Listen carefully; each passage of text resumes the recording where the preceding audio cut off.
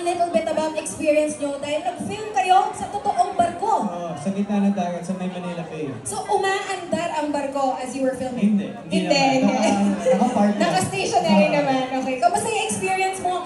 Ano yung preparation mo for this kind of horror film? Una-una, good evening po sa lahat ng dito. Maraming salamat po sa sumuporta para sa aming film. Preparation, marami. Love you guys, love you.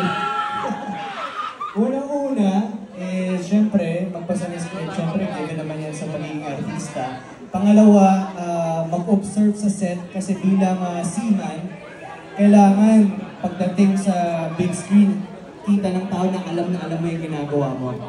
And pangatlo, simultaneously, habang sa set, nag-aaral din ako, nagtatanong kay Direk kung ano yung gusto niyang atake sa scene, and at the same time, natututo din ako as a aspiring director.